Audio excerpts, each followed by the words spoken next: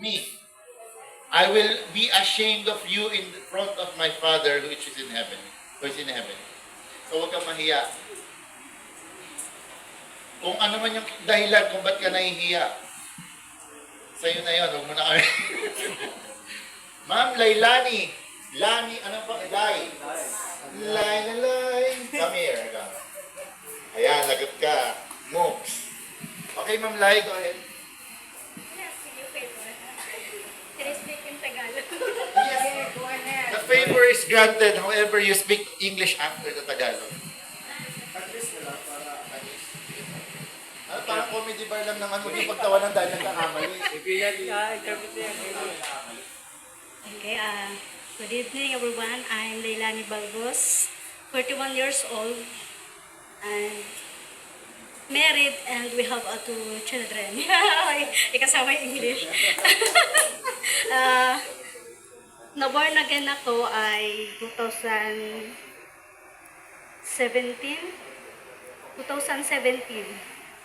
And then,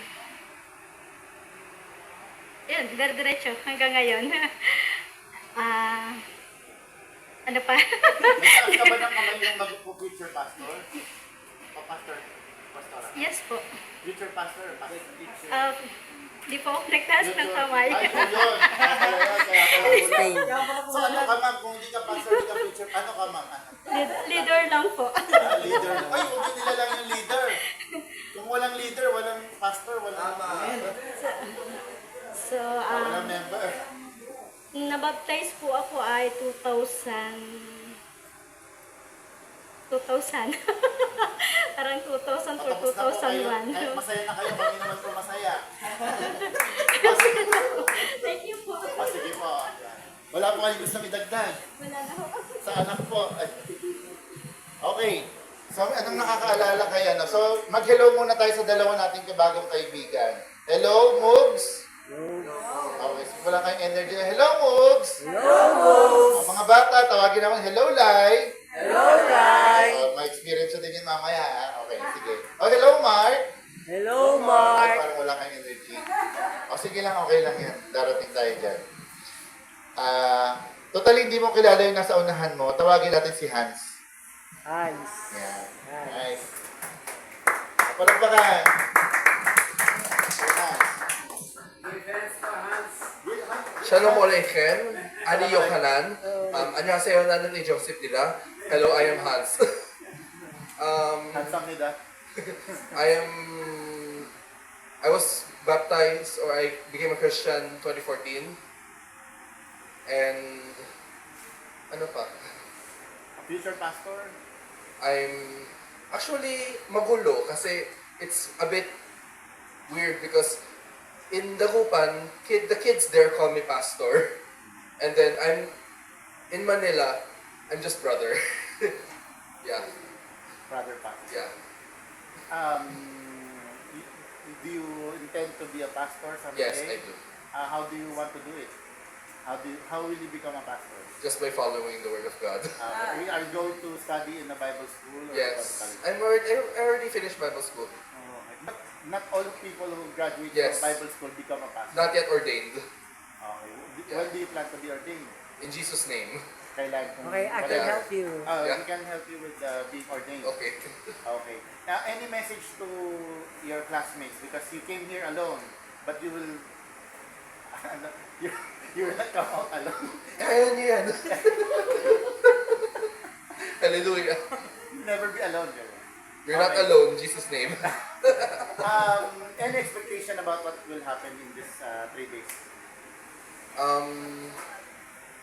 Fire of the Holy Spirit. Yeah. How many people have you won to the Lord as an evangelist?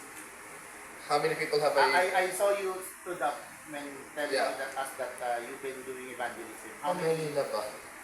people have you won Crowds eh. a crowd? Yeah. Well, how many hours or minutes do you spend to win somebody, just one person, one-on-one? How many hours do you use? Just a short 5-minute conversation is the shortest. Sometimes it can go up to 20-30 minutes or an hour. Depends on how long I'm with the person. How many verses of the Bible do you use? None. Huh? I don't give any verse. I give a testimony. Okay, that's good because Yeah. it's a life testimony. Kasi mostly in the Philippines where it's Catholic, it's a Catholic nation. Well, that's I don't like, or I don't always give verses to a person when it comes to evangelizing because it's mostly sharing Jesus, how Jesus changed my life, Yes. and I share how he can change the person's life too. That's good. Yeah. And I believe you have a good testimony. Can you tell us that testimony right now? Okay. Well, my testimony is my mother was murdered when I was 11, and when I was 14, I was a battered child by my father, and then 14 years old, I got comatose because of his beatings. And then when I was in the hospital, the first words that came into my mouth while I was sleeping was, I need water baptism. Habang tulog ako niyan, I was sleeping that time. And then when I woke up, no, not when I woke up, while I was sleeping, I saw visions and dreams of me in the desert. I had a seed in my hand and a bottle of water, and I heard the word say, plant. And then I said, okay. I planted the seed became a tree, the tree had children as fruits, and then every child had their own seed, and every child had their own spring of water. And from then on, what used to be a desert became a forest. From death into life. That's also my story and my testimony. Thank you, sir. Thank you very much, sir. Okay, when we introduce ourselves as born-again Christians, we actually introduce God in our lives. Let me give you one sample of that. Pastor Amarillo, please introduce yourself to everyone. Sila na muna mag- No, sir, ma'am. I'm calling you because I'm going to give you introduce yourself, introduce God in your life. Right? My name is Manu Cabrera, from Taguig. I came to know the Lord that was 1981. I attended the crusade of Reverend Jimmy Swaggart. I was inside the convent before because I wanted to be a nun, in short, nonsense. Then, when I saw Jimmy Swaggart preaching the gospel, ang sinabi ko lang, Lord, I want to be like him someday. That was my prayer. Then, nagpa-altar call siya, hindi ako pumunta. I was afraid. And then, may sinabi siya eh, how many of you here are nun and priest? Sabi niya. You know, I love your dedication, but you all go to hell. Nung nasabi niya yun, nagulat ako. Bakit siya nasabi? Then, he prayed. Alam na alam niya yung kasalanan na ginagawa. Kulo-kulo ko nung araw eh. Eh, sabi ng papa ko, huwag daw ako maniniwala sa lalaki. Kasi lahat na lalaki, demonyo. Bakit? Kasi babayero papa ko eh. Babayero siya. I came to know the Lord. Nung na-slain ako, I heard the voice of God. Malu someday, sabi niya, you're going to preach my word with power and with boldness. I'm going to use you, hindi lang sa Philippines, outside the Philippines. You will become well known. I am going to bless those people who bless you, and I'm going to curse those people who curse you. 1986, June 12, I was called by God. Nagtapos po ako ng Bible School. Nagtapos din ako ng Masteral. Nagtapos po ako sa All Nation College. Then, ayoko magpastor nung araw kasi ayoko. Ang first mission ko sa La Union, San Fernando, La Union, I think 20 became anak ko sa Pananampalataya. They are all pastors. No? Hindi ako magaling, si Lord ang magaling. 2 Samuel 12:24, only fear the Lord God and serve Him in truth with all your heart, for consider how great things He has done for you.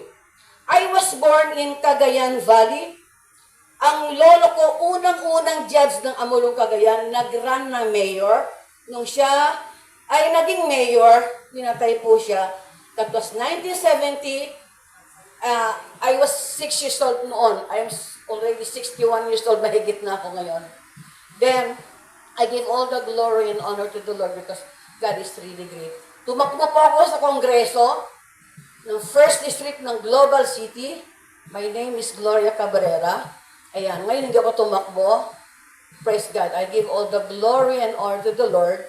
At marami na rin naging pastor. If you are called by God, sabi ng Panginoon, you have not chosen me, but I have chosen you and ordain you that you should go and bring more fruits and your fruit should remain. How would you know that you are called by God?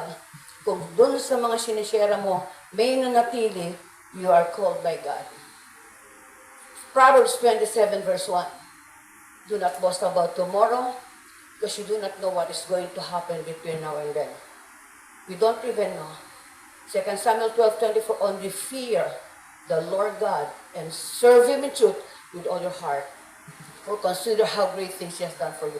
You know, when God called me, I really don't know how to share the Word of God. Pag pinatatayo ko, wala akong masabi. Sa kalokohan, pero hindi yung loko-lokon talaga, no? Nagagawa ko yun. Pero pagdating sa pagsalita, I really don't know. You know, sabi ko, tinawag ako na po, Lord, I do not know how to deal with people. That was my question to the Lord. And you know what the Lord told me? Malu, sabi niya, I am going to teach you how to deal with people. And now, ginagamit ako ng Panginoon kahit sino. Hindi ako natatakot makipag-usap sa kanila. God has given me the power and authority. My husband is senior police officer. Babaero, lasenggo, kutongero, nag-Ave Maria, pero ilang Maria niloko. Taga-Bicol po siya. Nakulong siya ng 3 taon, natanggalan ng 2 rango when he was inside the prison cell. Somebody shared him the gospel of God. He became born-again Christian. And after 3 years, ang napatay niya most wanted, napalaya siya, na-televise ang kanyang buhay. Marami pa akong kwento, pero tatapusin ko na. God bless you all. Salamat. Nakakapagsalita po ako ng 5 salita sa bansang Pilipinas. 5. Ano po yun, ma'am? Sikreto. Sikreto. May Latin ba dyan, ma'am? May Latin. Anyway, so, sino na yung mga kakilala natin? Ha? Ayaw na ayaw kong mangyayari na paglabas natin. Alam ba ninyong lahat na lalabas tayo bukas? Para kumausap ng mga strangers. By the way, kung hindi nyo kasabay bumiyahe sa Bicol, papunta dito, yung katabi niyo po, stranger yan. Yan, yung katabi niyo. Stranger yan, ha? Huwag yung sabihin kakilala niyo na yan, kasi ngayon lang tayo nagkakilala. So, ang point ko is, kailangan makilala mo yung katabi mo at yung mga tao nandito para pag lumabas ka, hindi mo sila kakausapin. I mean, you have to know the people in here so that when you go out and you saw somebody, you will not approach your classmate. Are you born again? Anyway, you know what I mean. So, ibig sabihin, any one of you here can recite the names of the people na nandito ngayon. He was able to talk to all of the people here already. Kasi ako kilala ko kayo lahat. Dapat nyo lang yung mga name tags nyo. Wala, di ba? Wala pa. Wala pa. No one can say that he knows everyone here. Right? Except me, because I can see your name tags and I know before you come here, I know who you are already, some of you. Okay? I've known you before you come here. I have known you because... Oh, anyway, kasi kanina pakaharap si Ma'am Joy, Pastora Joy, go ahead. Kabahan kayo ng konti, kunwari bigla kayo tatawagin, di ba? Parang may konti ka ba? Good evening po sa lahat. I am Sister Joy. I am also called Pastora because I'm in the ministry and I have graduated from the Bible school and was especially married to a pastor. So my hobby is the senior pastor in our church. And I'm in the ministry of the worship team and in the Sunday school of children. And what I've been considering as my prize from the Lord, from being a teacher in the Sunday school of children is I could see my children now who are spending their lives also in the ministry. Both of them are in the worship. And just recently, we've had my son, my first child, preach also before the church, okay, during our harvest festival. And with regards to when I was born again, actually I grew up in the Sunday school since childhood. But I can remember that I just formally accepted Jesus Christ as my Savior when I was second year high school, now called grade 8 in our curriculum. And then these days, how are we having our evangelism ministry in the church? Recently, we were introduced through my son with a specific strategy in evangelism, and we call it the 5 Ps in Tagalog because it's really designed for the Filipino evangelism. And it's actually an opposite of stealth evangelism. Because if this is subtle, ours is the other way around. And we've been having also our young people doing this evangelism. But still, I would love them to be coming here, especially our leaders, and join also this type of evangelism so that at least we grow. And then another reason of me coming here, being interested in coming here is, I agree with you, Sir Mark, in saying that, or in embracing that principle that throughout our lives, we will forever learn. So I really hope that, I am hoping that I will be learning many things here. And also what I love, another thing that I love about coming here is I'm pretty sure of meeting more in the Christian world, okay, the body of Christ, the so-called body of Christ. And so I am coming out from our church limitations. I come from the COG, World Missions Philippines Incorporated.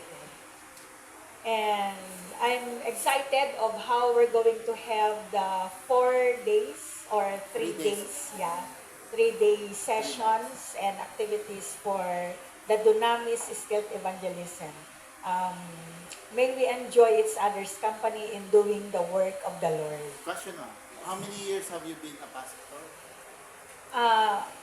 What year did we graduate? 1997? Since, same year. Yeah. I The graduated ministry 1997. I graduated first one year ahead of my husband. So we met in the Bible school. When you will be going there to answer the call of the Lord, who knows, you will also be meeting your better half in the Bible Yes. school. Sa Yeah, and wakas, magkakaproblema ka na. you know it. And I guess that's it, Sir Mike. Yeah, 27 years of your ministry already. Same as Dunamis. Praise Yes, God. 1997 years Yeah. as Philippines. Thank So you, we ma'am. have the same anniversary with Dunamis. This is August or October. Kayo po. COG, what is COG, ma'am? Church of God. Okay. What is COG? Church of God. Totoo kayo. Anyway, let's say hello to Hans. Hello, Hans. Hello, Hans. Hello, Marilu. Hello, Marilu. Hello, Joy. Hello, Joy. Okay. Tandaan niyo ang mga pangalan, ha? Tsaka yung, pag tinandaan mo yung pangalan, tandaan mo rin yung kwento, tandaan mo yung mukha. Yan. Kasi pag nagpalit na ng damit niyan, hindi mo na maalala. Anyway, I would like to make a comment dun sa ano. So, meron ako in-invite dito, doon na Mrs. Tat Evangelism. Kasi nga, evangelism eh. Ang imagination ng mga tao, when you say evangelism, you will have a microphone, a speaker, and then you will talk in the streets, right? That's the normal idea that comes to your mind first when you talk about evangelism. That's another strategy. That's street preaching. And then another one is you will be invited to go to different places and then speak. But then again, this is one-on-one that can also be presented in a group. So that's the beauty about the Dunamis evangelism. And also, I'd like to make a comment about what Hans said earlier. Hans was able to share a very sensitive part of his life to a stranger, to strangers like us tonight. And I appreciate you sharing that. Not everyone can actually do that and share those things. Now, the beauty about Dunamis Thought Evangelism, the 357 Magnum, is that we do not share our life testimony in order for the person to be born again. Right? We don't share our personal testimony about how God made us who we are right now. Before we're like this, some of the people, when they share about their testimony, they would say, oh, I used to be like this, I used to have vices like this, I used to do this, I used to curse. And then right now, so it's like you are revealing yourself. But again, all have sinned and come short of the glory of God. No one, you became saved by grace of God, but through faith. So no one can boast, di ba? So that means salvation is a gift, and everyone sinned. So in order to be saved, you have to receive it by faith. So in order for you to win somebody to the Lord, you don't actually need to tell your life testimony, which is very sensitive, very, I mean, if you always have to do that, it's gonna be very, it reminds you about what happened before. And you're not the same person anymore because you're in Christ already. So what I'm telling you is that you do not have to share your life testimony when you do go out tomorrow. Alright? So, because we only have 2 to 3 minutes establishing a relationship. 2 to 3 minutes. Do you like that? In 3 to 5 minutes, or in 5 to 7 minutes, you will be able to make the stranger born again. If you know the person already, you can remove the 3 minutes. So in 5 minutes or 4 minutes, the person becomes born again. And you do not need to explain anything, including what is born again. Do you like that? You don't need to explain. Because explaining causes or triggers arguments or debate. You will argue about. It's hard to explain why you. Yes. And when you explain, you have to memorize how you have to explain that. So here, we just confirm. You will like the way it was presented. Tomorrow, we will teach you that, but right now, we're giving you some glimpse. So, sino yung mas inaantok dito? Mas gustong magsalita o gustong wag munang tawagin? O sige, si Sir. Sir Sasha, go ahead. Patrick. You have the floor. Hello everybody. My name is Patrick Sasha, but I removed my name Patrick. The Patrick is Catholic and is an idol. St. Patrick's Lord. So now I'm Sasha, and my whole life is a testimony. When I'm born, the doctor make mistake, my heart not working. So I come very disabled out. But this, so I can come disabled out, my parents cannot take from me, and I get new parents, and she is a Christian. If I not come to this family, today I will not be here. So Jesus bring me to this family. New parents. After, when I have to go every Sunday to school in the church. But then many pastors preaching the wrong way and not preaching what you have to know. So when I was 17 or 18, I moved out from the way.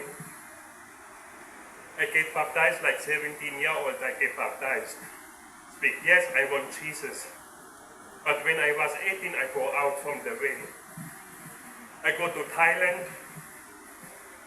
Even I not go to the way with Jesus, He saved me. We have a big car in the drive. I was with a girl, she was 9-year-old. We have very, very big accidents.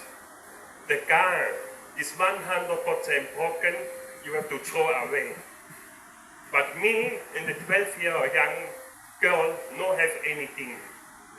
We go to the hospital, but we don't have anything, nothing.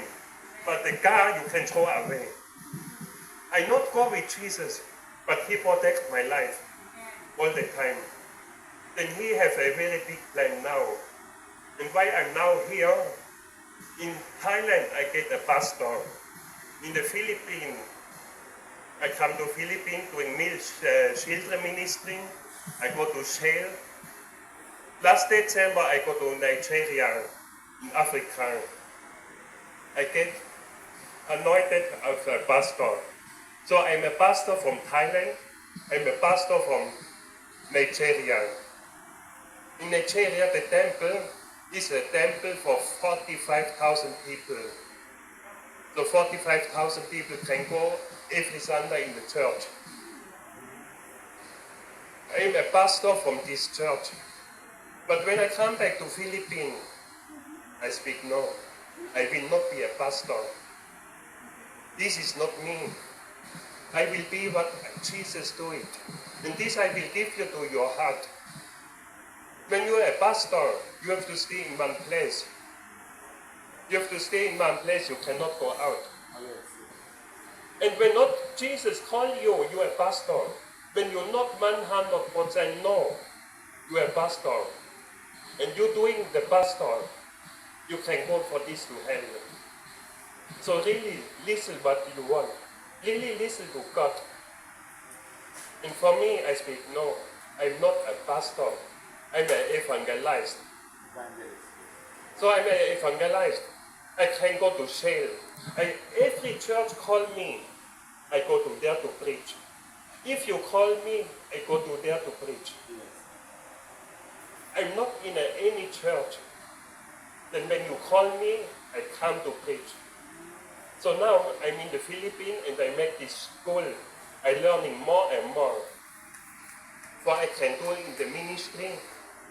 And I will go to in the Philippines. I will go to Switzerland. I will go to many countries. And I will healing people, deliverance people. So that's why I stop as a pastor, so I can go out and to help to everybody who need help. Question, sir. When did you become born again? I did not hear. I come born again, I think in December, in Thailand. How old were you, sir? I cannot remember which age, but I get baptized. Yes. But I was a Christian born again, but not really born again. Last year I know this temple from Nigeria, and I learned have to live in holiness, in righteousness. Then when you are a Christian, you cannot make up many things but will not make you to heaven. So I learn more and more. Okay, when I do this, it's wrong, it's a sin. So you learn more and more. And for really, God take me, I cannot tell which date, which year, but Jesus take me from I born to now, the whole life. If I not go with Him or I go with Him, He is here all the time and protect me all the time. So my whole life is testimony. When I told you everything, tomorrow morning I no stop to speak. So my whole life is a testimony, and the Lord have so big plan with me, and I'm very happy I stay with you here and can learning here. And thanks to God. Thank you very much, sir. Thank you, sir. So, he speaks only English, no Tagalog, right? No Filipino. However, I'm telling you, we had a lot of students here can only speak English, but they were able to talk to ordinary Filipinos outside. We are located, this property is in Muntinlupa. Okay? Those of you who do not know what Muntinlupa is, we have 17 cities in Metro Manila. This is Muntinlupa. But the property is part of Las Piñas. And the house beside us is Parañaque already. Okay? So 3 cities. So when we do our practicums, we either go to Las Piñas, Muntinlupa, or Parañaque. Now, you can say that maybe we have already went to that place already. And some of the vendors, when you ask them, are you born again? They would confirm they are born again. So just kindly talk to the customers. talk to everyday people who are actually waiting to be talked to. Okay? Language barrier, it's not a problem. Foreigners talk to people saying, do you understand English? Did you, you are a high school graduate, right? So you must have passed the English subject, right? And so you must be able to understand me. Simple everyday words that your accent, the way you speak, it's your intention to make the person born again. Establish a relationship in 2 to 3 minutes. You know the person you have established a relationship with when the person is already answering most of your questions and also asking you questions back. Okay? So those of you who are listening right now, you are learning something. Now if you know that already, we are trying to incorporate everything that you need to know. So by tomorrow at 3:30 or 4 p.m., we will go out. You will approach. Alam ba nila, Pastor Fernan? You will approach somebody who is willing to listen to you. And then, i-guide naman namin kayo bukas. Ang kailangan nyo lang gawin is kabahan kayo ngayon, pero bukas hindi. That's So, right. be nervous tuloy, nervous. Ay, pagpasensyahan nyo na ako. Ako'y pinanganak ako dito sa Philippines. Sorry. Mukha lang akong Indiano, Indian, mukha daw akong Latino. Pero ano po ako, Tagalog po ako, probinsya namin Lucena. Dito po ako pinanganak sa Pasay. For 36 years nagka-Pasay po ako, pero dito po ako ngayon sa Las Piñas. Tumutulong sa ministry. Now, I'm telling you just a bit of a background about me.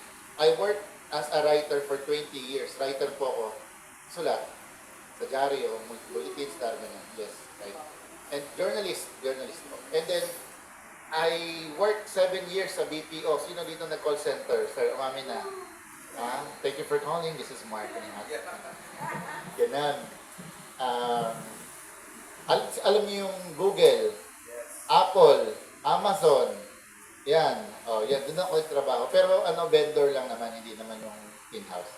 Except for Amazon. So, I'm telling you, lahat ng tao na tatawag sa'yo, they need your help. Okay? But this time, kayo naman yung mag-a-approach. Diba? Sino dito may sales background? Sige, ulitin natin. Sino dito yung may BPO experience? Wala? Call center? Ring. Ring tuloy. Inbound, outbound. One. Both inbound, okay. Na-promote ka sir na trainer? Yes. Trainer. I God bless. Yes. As Ma'am Janet. HSBC. So banker si Ma'am. Kayo po, ano pong account nyo? Okay. AT&T. AT&T din ako. Yes. Meron din ako sa cable. Cable. Meron din sa Okay. travel and TV, sa travel. healthcare. Okay, nakikot-ikot na tayo, di ba, sir? So it's not about loyalty, it's about your self-development. Kung saan masaya, di ba? Greener pasture. Dissolve. Yes, na-dissolve yung account. Or, yeah. Sir, you had BPO experience before, right? BPO, Business Process Outsourcing. Thank you for calling. This is Mark. Yes. Telco experience. Again, I'm just surveying, okay? Kasi hindi ko man kayo kilala lahat masyado. Kaya kinikilala natin. Sino dito may sales experience? Sales. Anong sales. Taas ang kamay. Pag sales yan, taas yan. Ganun ang taas ng kamay. Ganun, huwag kayong mahiya. Kasi pag tinanong anong binibenta nyo, yan, kasunod may bibili na sa inyo. Okay? Sino dito ang nagbebenta ng kahit ano? Sales. Sari-sari store yan, kahit ano pa yan. Sales. Okay, isa-isahin natin. Promotion na to. Ano po ang binibenta niyo, sir? Parang variety show na to. Bali, I'm jewelry maker and also online seller, gold and silver handmade Ilang jewelry. K to sell? Ilang K ba yun? And silver, not gold. Ganun. So, silver, gold, lahat, pangmayaman, yan. Nag-disguise lang siya, basta yun ang business niya. Okay, sino yung kasunod? Ma'am, anong, nawala na yung mga sales, o yung nasa likod, ma'am, ano po yung nasa sales niyo po? Ano pong binibenta niyo, ma'am? Sige, ma'am, isigaw niyo po. Ikaw yun, ma'am. Ma'am Maricol, okay. Mabilis lang, ha? Plugin lang to, ma'am. Real estate, Oh, real estate. insurance, Insurance. at iba pa. Ay, o, bigyan niyo na yung number, natandaan niyo, call. Basta real estate, basta, ayan, call. Insurance, Okay, ang tawag dito, sales pitch. In a few seconds that was given to you, you are able to win a customer. Okay? Ang tawag sa iba dito, elevator approach. In a few seconds, nakasabay mo lang yung may-ari ng company, sir. Elevator approach. When you talk to a CEO or a owner of a company or corporation, you went at the same time at the elevator. It's called elevator approach because the moment the person reaches the floor that he's going to, that's the time for you to end. Like, sir, how can I send you the offer or the present proposal? So give me your business card, or this is my business card. How can I call you? How can I? Or I'm going to follow up on you. Can I get your email address, or can I get your phone? That's how you do it. You get connected. Get the phone number, get the email address, get the full name. How you can get in touch after that first encounter. Alright? So darating din tayo dyan kasi pag nag-soul winning tayo, meron tayong tinatawag na, okay, so born again ka na, pwede bang mahingi yung last name mo, tsaka ano po, cellphone number. Yung iba, nako na, yung mga single pa dito, kapag humihingi ng number, sabihin, tapos babae pa usap nila or lalaki kung ano man. Basta sabi niya, okay, so pwede ba makuha yung number mo? yun, awkward nga lang pero anyway. It's another way of getting the number. So born again mo muna bago you get the number, okay? Sir, in English. Nakalimutan ko na. Well, we'll get the phone number of the people that we're going to talk to and then we're going to get their last name, the full name. But we'll guide you on how to do that because that's connected to the scores that you're going to get. You need 30 presentations, okay? Let me give you a heads up about it. Heads up para at least alam nyo kung mangyayari. Let's say, I talk to Ivan. Si Ivan kausap ko. I'm talking to Ivan. After our presentation, it was a positive presentation, not negative. That means I was not rejected. It's counted. One presentation, one soul. Okay? One presentation, one soul. Now, kung 20 kayo nandirito, one presentation, nag-present ako, 20 plus souls, 24 souls. Ganun yun. So, paramihan na lang. We need 30 presentations in order to pass. 3 days yun 8 hours of practicum. Tigda dalawang oras. 4 2 hours practicum. We'll go out, for example, just to give you a heads up, kung ano yung nabasa niyo sa schedule. Tomorrow, afternoon, by 4 o'clock, we'll leave here, then wherever we go, malapit lang naman dyan, just nearby location. So from, let's say, 4:30, 2 hours yun, to 6:30, we will talk to people. After that, we go back here, have dinner, then tomorrow, in the morning, lalabas ulit, we'll go out, and then in the afternoon, we'll go out, and then on the last day, Thursday, we'll go out in the morning. Okay, so just to give you a heads up, meron na bang gusto mong matras? Any one of you would like to go back out? Cancel. Ay, busy pala ako.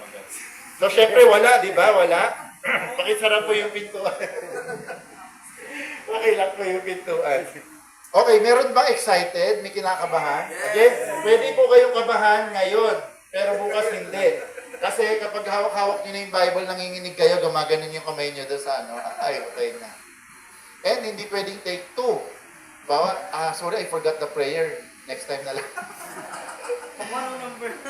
Or yun. Or, hindi rin pwede yung lakad-lakad ka lang. Halimbawa, may nakita kang gustong kausapin mo. Halimbawa, gusto mong kausapin si Sir Alex. Lakad ka ngayon dito. Tapos lakad ka ulit dito. Kausapin ko to eh.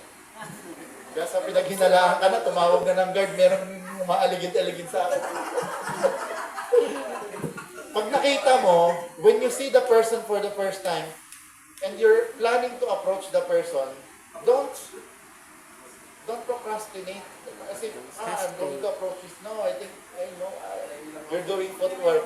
Meron dito, nagsayaw-sayaw na lang, naglakad-lakad lang sa loob ng 2 oras. 0. Okay? Don't procrastinate and do work. Don't procrastinate. Alright? If you're going to approach the person at once. Right?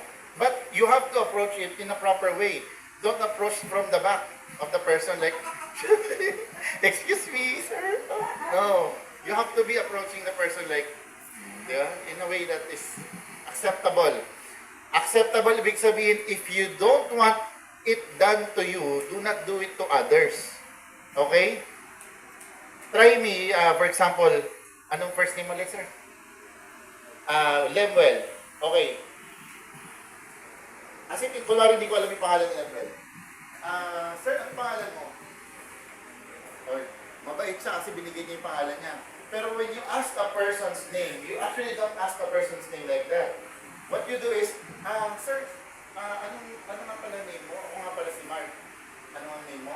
That's it. You ask the name, but you give your name first, and then you ask the name. Do you agree?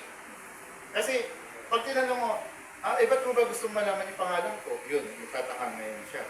Minsan may mga taong ganun. Pero again, I will teach you about how to approach people. Okay? You'll learn about a lot of things. Bawa na tanong mo, biglang nagsabi, Muslim siya. Tinanong mo, born again ka ba? Ano po ako? Muslim. Ay, naku, natakot ka na. Takbo ka na ngayon. Ay, tuturuan namin kayo kung paano i-approach yun. Minsan, maboborn again mo rin siya kahit Muslim siya. Or Iglesia ni Cristo siya. You can be born again if you're Muslim or a Iglesia ni Cristo. So, there's a lot of things. So, ito, para lang hindi kabahan si Sir. Nasabi natin to, Pastor Ferdinand, ikaw na po. Nagbago yung mukha nila. Sige sir, sige, kaya niyo po yan. Kunwari po, pastor po kayo. Ay, pastor pala. Senior pastor natin. Pastor. Ayaw, magandang gabi po. Sarat ng alaw ko ito yun. But anyway, good evening po sa lahat. I'm Pastor Fernand from Camarines Norte sa Bicol. At yan, so... Ano ba? So yun pong ating tinatalakay ngayon is about kung kailan naging born again. So yun, na-born again po ako ay way back 1987 sa Tugatog, Malabon. So yung akin pong pamilyang pinanggalingan I came from broken family at the age of 6 years old na naka-experience ng ano ba yung word na kalupitan na sa magulang. So, Cruelty. Is it cruelty?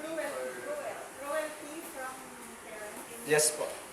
So, kasi yung rejection ng stepfather ko, so sila, at saka yung mother ko, at saka yung stepfather ko, so parang pareho silang nakaranas ako ng gano'n. So, parang hindi ko, pero as a Catholic, saradong Katoliko, meron kaming family altar, or meron kaming rosary every 6 o'clock that time, kasi yun yung routine ng mga Katoliko that time. But never kong maramdaman yung pagmamahal. So kaya ang naging verse sa buhay ko is from John 3:16, although talagang sobrang sabi nga igasgas na.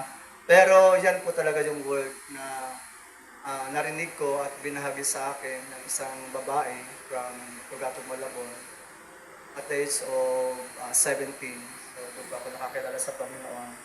At biyaya ni Lord, ako po ay naipasok din po sa Bible School noong taong 87. 2 years course ay natapos ko po yun sa Santa Maria, Bulacan. At yun. So, pero hindi po agad nag-materialize yung aking journey as a born-again Christian. So dumaan pa rin po sa process. So, nabaptize po ako ay 1988, mga ganun. So,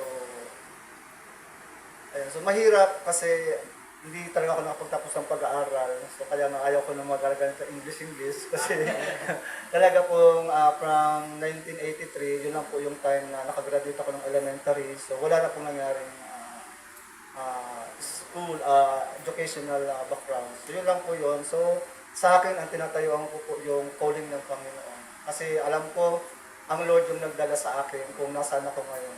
Amen. So, talagang even yung mga walang aral ay possible na gamitin ng ating Panginoon. So, ngayon po,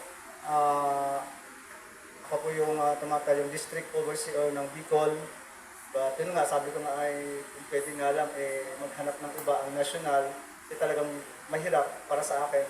But yung nananalaytay is yung power ng Panginoon, yung word ng Panginoon, yung spirit ng Lord, yun lang po talaga yung aking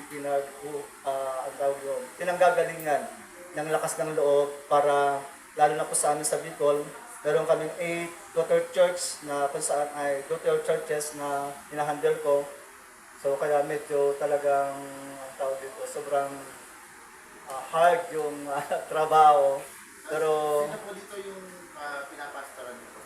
Pastora Floreta Opamin, Pastora Mary Ann Pasa, Senior pa. Pastora Malu, Pastora Aileen. Umani po kayo, pastor niyo po yan. So yun po yun. Nagpapasalamat ako kay Lord na talagang galaw ng Panginoon sa buhay. May request lang po ako kasi meron po tayong bisita, halimbawa si Pastor Sasha. Try lang po, try. Just to introduce Panginoon ka lang ako, Pastor. introduce yourself to them. They're also local. Wala pa akong plano sa He is, sir, win the world kasi sila yung pumupunta sa atin dito. Kasi nga, it's parang evangelism, tourism. So, for example, this is Sir John who was here last year, right? But he's married to a Filipina. Sir John. Sir John. Not sir. Not sir. Yeah. Maybe you can just introduce your ministry to him in English because he cannot understand Tagalog. Kunwari lang kasi yun yung Tagalog. Yeah, you try. Can you try? Because you cannot choose. You cannot choose. Kasi kung mamaya ang kausap mo, Japanese, tapos hindi marunong mag-Tagalog, hindi marunong hindi marunong mag-Tagalog, hindi marunong mag-ibang language, English lang, kailangan mong i-win yung soul niya. So, kunwari Japanese. So, Pastor, sabi mo kanina, pwedeng kabahan ngayon. Oo. Kanina yan, pero ngayon okay. Hindi lang ako kinakabahan, sumama yung pakaramdam ko. Tubig daw, tubig. Konting English lang. Kay Sir tsaka kay Sir. So, lang, try ko lang. Oo, try. Bakit hindi? Kasi hindi, share ko lang po, kasi tumawag ka sa akin last day. So, Tagalog yung conversation namin. Tapos, biglang nag-appear si Bishop. So actually, pinatayan ko ng cell. Tapos ang chat ko kay Sir, mahina yung signal. Salita bigla. Actually, this is the good news. Here's actually the bad news because si Bishop Tony hindi nagtatagalog. Ang alam lang niyang Tagalog, taong grasa. So, salita. So, kailangan mo talagang... Tumagal na, Huwag mo papatayin ng ha. Yeah. O so, try mo muna kay Bishop. Ay, Bishop tuloy. Naging Bishop ka agad. Sir, kay John. So, ayan po, good evening po. I'm Pastor Fernan Patron from Norte. I was born again. Yeah, so I was born again in 1987 in Malabon City. Ayan, and I was baptized in 1988. Then I finished my Bible school. Sir, I think you need to... Here's somebody you can invite to go to your church in Camarines Norte. Describe what is your ministry, what are you doing in that ministry, and how long have you been doing it to serve? So that you will go to your church in Camarines Norte. I mean, what are you doing Now you're having your ministry. So,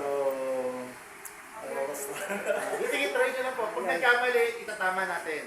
Pero kailangan sabihin niya, yung sabihin.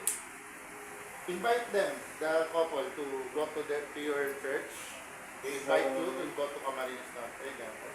Ayan, sir, I will invite you to Camp Norte to help my my ministry and evangelism. Ayan, so I need to more support from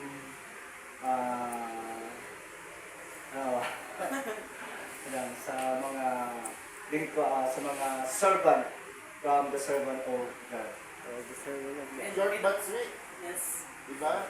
There is an invitation, there is a proposal, and there's an offer to work hand in hand together with the evangelism and the ministry. But so far, So what you're saying is, that's what we're gonna be doing, sort of. Following. Yes. well, we're just checking how we can. I know, we're not getting into it yet, but I mean, it's a rough one. Yes. Well, if he is like this here, tomorrow he cannot be like that. Because by the time you go out, there is no stage. There are real people. It's not acting. We're going to have a workshop, but it's not gonna benefit everyone if you're going to keep your old self or your real self or yourself. But I'm You dead, have to. now I'm alive in Christ. Yes. But But I have dunamis. dunamis, let's say, sir, it's like this. I'm going to give you an example. When you talk, di ba when you talk, tinuturuan natin na very important yung gesture. Wherever you put your hands, like in your pocket, at the back, right? Or like this, right? It's very important. Especially, Mang Milda, sorry. Please focus, Mang Mir. Ano mo na po? Sir, dito ko muna. Sorry kasi, Master President, I have something to tell you. Okay. When you shake the hands of the person that you, some of you, when you approach a stranger, it's normal for you to shake the hands, right? It's normal in the Philippines. But some of the people, they give a hug, This is right? something I'm having to learn. You're I learning. don't normally witness somebody and shake their hand. Yes, you shake the hands. And when you shake the hands, you don't shake the hands like this. What I'm saying is like this, like I'm looking somewhere else. Oh, I shake your hands. When you shake the hands, you give a person eye to eye, and then a firm grip that not you mean business, but you are happy, you are honored to meet the person. So you don't shake the hands of the person looking somewhere else, right? And then after that, you maintain a safe or proper distance, like this. But when you present your Bible, you're going to read it with a person, you're going to be shoulder to shoulder, reading the Bible. You don't read the Bible like this, you're like reading the person a sentence, like you will be in prison for this how many years. It's like that. This is more intimate. Plus, Yes. you can read with you. Yes, read with you, read together. Okay? That's where you establish friendship or you establish camaraderie with the person. So it's not, so your gesture, while you're holding the Bible, you're gesturing like, it's up to you, like this one, or you expand, you give a gesture like that. It's very important, gesture is very important. So for example, we say, would you like to know what our Lord Jesus says in His Holy Bible about being born again? When you say our, that means your Lord and my Lord are the same Lord. But when you say you don't give any gesture, you just say, would you like to know what our Lord? It means our, my Lord, and the rest of the people behind me, not your Lord, but our Lord. So since there is no gesture, but when you say, would you like to know what our Lord Jesus says in His Holy Bible about being born again? So you see the point, sir? So very good. I just want to see it. I just want to see you do it when you train tomorrow. Yes. Perfectly. Yes. We will do that tomorrow, but Yeah. I'm giving you a glimpse. All because when he was speaking, I'm sure you are aware of this, you become mindful about your gestures. Like, so people are also looking at you, especially if you are holding something. For example, so if I'm talking to him and I'm using a notebook and I'm having a notebook, while he is talking to me and I'm the sole winner, he will look at the notebook. What is that notebook? And then look at me, look at the notebook, look at me. So you must not hold anything in your hand. Or otherwise, if you have a notebook and you hide it like this, you would like think, what is that notebook about? Right?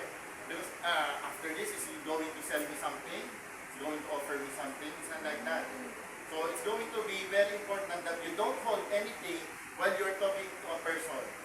Because if the person will be curious about what you're holding, like after this, is there a camera around me right now? Are we going to carry a small Bible? Yes. Tomorrow we will tell you about that, but not a big Bible. Pocket Bible, just a size of a hand. Alright? So tomorrow we will have that. Anyway, I just like to commend Pastor Fernand because, you know, he has no idea. Just like me, my pastor invited me to go here with what? My pastor told me, go to Dunamis for 3 days and 3 nights. I invite you to go there. Bring clothes for 3 days. That's what I was told. And then the following, I said, why? And then he said, just go. In Tagalog, basta. Basta pumunta ka. If I hindi babayaran, hindi, bayad na. So again, Pastor Fernand, his leadership is very commendable. Di ba, sir? So, in my weakness, God in me becomes strong. There is a verse that in the Bible, kapag daw mahina ka, lalo nagiging mas malakas ng Diyos sa buhay mo. So, pinapakita ni Pastor Fernand na mahina siya at si Lord napakalakas sa buhay niya. That's what I'm telling you, sir. But you will also learn the techniques when you go to this training, this seminar. Alright? So, make sure you are here in the mood to learn. To unlearn what you have learned before na hindi makakatulong when you approach somebody na stranger. Okay? Stranger. Right? Write down whatever you have learned today, tonight, that you will be able to use tomorrow. Kabahan kayo ngayon, pero bukas hindi. Kasi kahit anong kaba nyo, kakausap kayo. Pinakabahan ako, parang ayoko na. Wala, kakausap ka pa rin ng tao. Kasi hindi ka namin pipilitin, si Lord na bahala.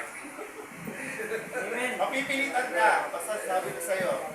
Kapag hindi sumunod, uuwi. Eh, ang layo ng bahay ko. Hindi ko sabi mga taga-Bicol lang, ha? Anyway, sir, thank you very much because very, sport.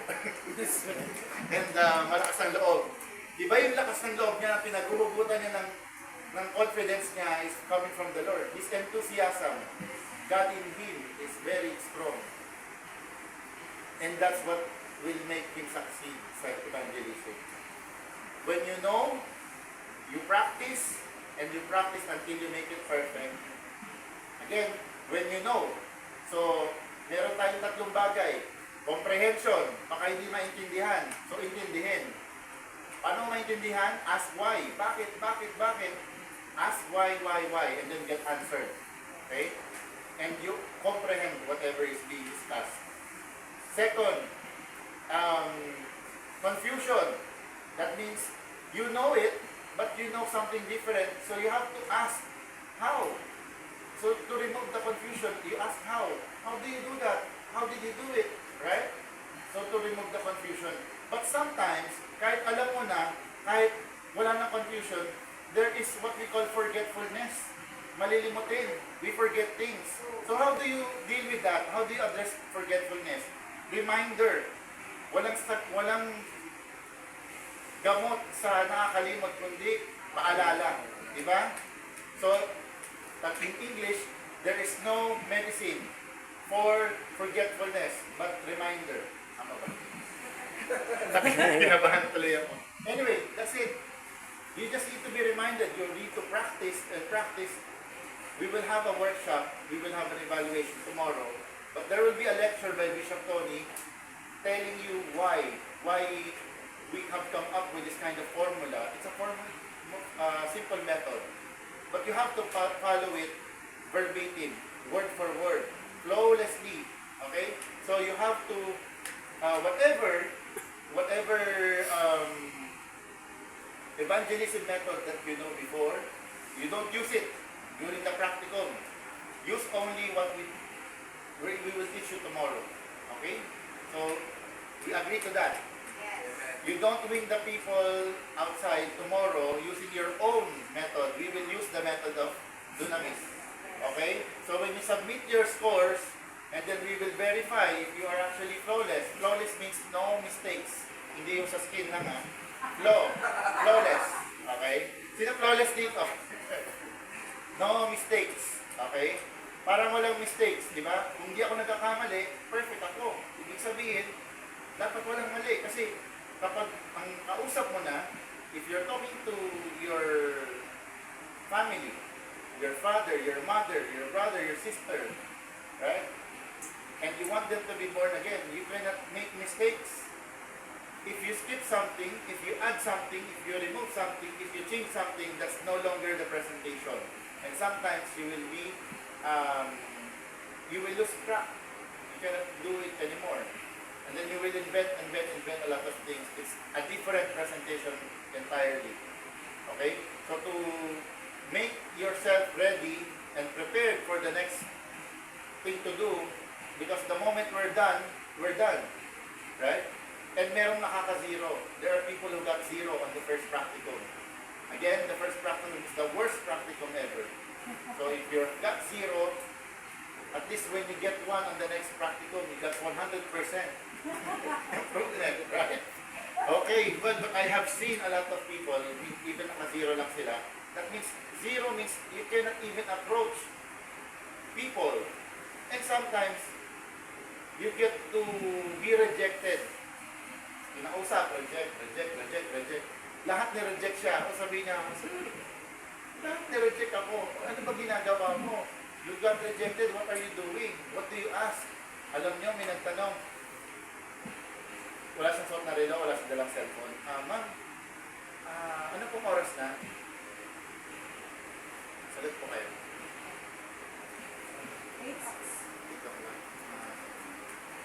In English yun eh. What's the time now? And then, do you have time for me? I have to talk to you like 5 minutes and can you would like to talk to me? May time ka ba para sa akin? May sasabihin na ako.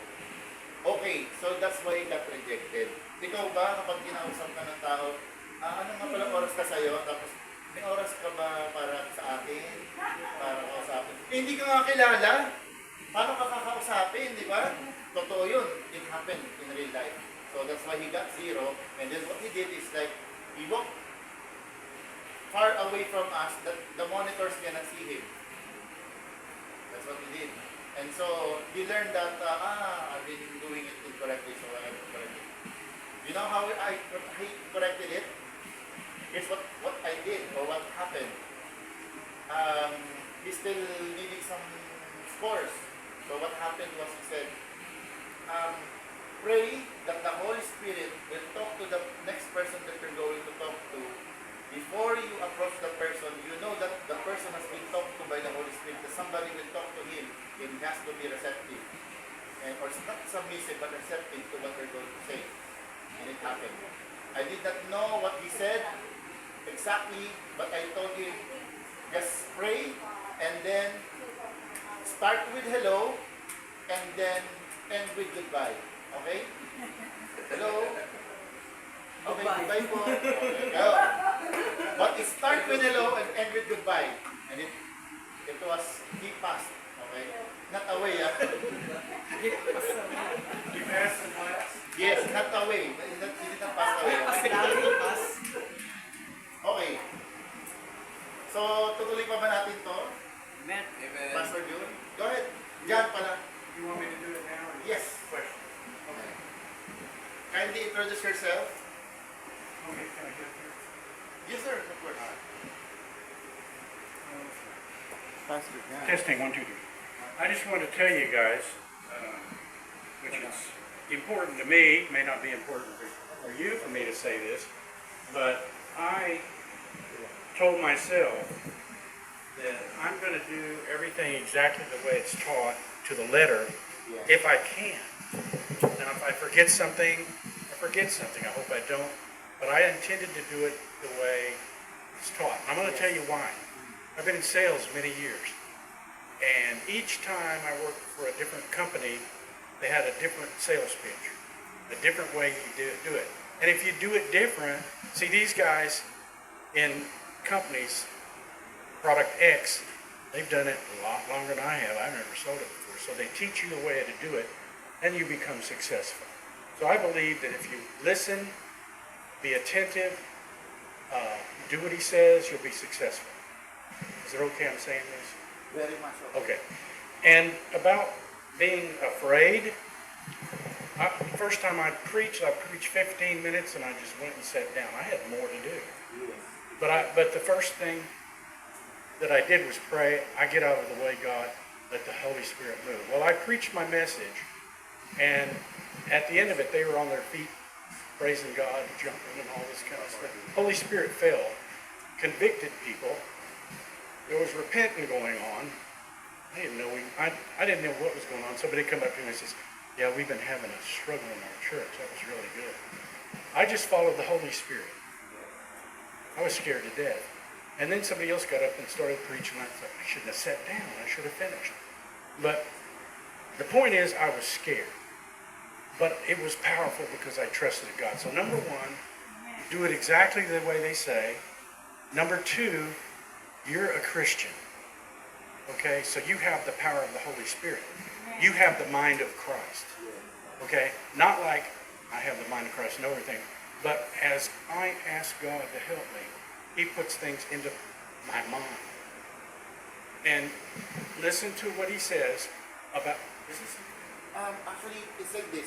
Yeah, I just want to say this last part. Listen to what I said, but basically, it's Bishop Tony who was the vision keeper. The lecture was given already, will be given tomorrow. Okay, well, I'm saying listen to what's I'm taught. just reiterating. Yeah, just listen to what's Practicing, taught. yes. Listen to what's taught. But don't be afraid. I went to a Bible college. I went to about 5, but I went to a Bible college. Jim Baker was teaching a class, and he was a national televangelist. He was so shy he couldn't even talk to people growing up. He was just shy. He was so shy. He said he would get on stage and walk around where he was going to be, and he'd claim it in the name of Jesus. This is my space to preach. And then the power of God would come. So when you approach these people, approach them with the right way they teach you, but with love.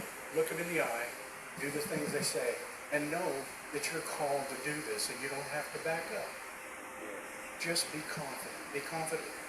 Without faith, it's impossible to please God, because he is a rewarder of them that diligently seek him. So if we diligently seek this, and we have faith, and we just do it and depend on the Holy Spirit, I don't think I have street witnessing, experience, but I don't think I'll do any better than you guys. Every one of us, every one of you, has the ability to do this.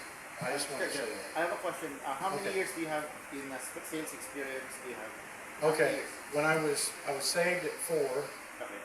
At 12, I was confirmed into the Methodist Church, which I don't know what that was. I just felt the Holy Spirit on me. 21, I rededicated my life to God. At that point, God called me to preach. And then about 6 or 8 months later, I started going to a Bible college. I preached my first time. I went to Alaska. I preached some in Alaska. I preached at Churches Rescue Mission, things like that. I was an associate pastor when I was in my 30s, and then I've taught in a lot of churches since then. Sir, that being said, what can you share about how to overcome shyness or Shyness? being not confident? Can Just you share with the everyone? boldness of the Holy Spirit. Dear Lord, I pray today, I know you are my God, and I know your Spirit flows through me. I'm going to step out of the way, and I'm going to let your Spirit flow through me, and I'm just going to speak what I'm taught. I just trust God. All of us have been shy before, and I saw these couple ladies get up. They weren't shy, but they have experience. But the difference of doing this and preaching is now you're having to face somebody face to face, look them in the eyes. somebody you don't know. It's kind of terrifying. It's kind of terrifying. Hello, sir. How you doing today? Nice to meet you, sir. I don't know if this is the right way. But you don't shake hands on the... But I know, I'm just saying, what I'm saying is be confident of what they teach you. I'm not saying, telling you to do it that way. I'm saying, show some love, show some respect, and be confident in yourself. They'll respond. I appreciate you, sir, sharing from his point of view. That means this is how he views it. You're still one of our students, sir. But that means by tomorrow, when Bishop Tony speaks, you will be able to add more to what you do. Yeah.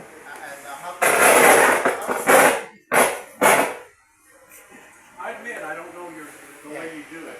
I just want to be confident in this. Yeah, exactly, sir. I was asking you, sir,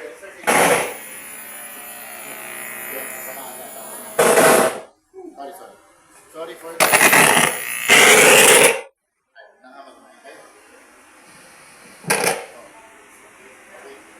Anyway, sir. Sir, what is your sales experience? What were you selling? Said the other day or I sold cars. cars? I sold automobile accessories and tires and things like For that. how many years did you have that kind of experience?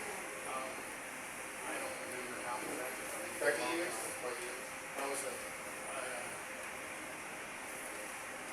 years like professional photographer, actually more than that.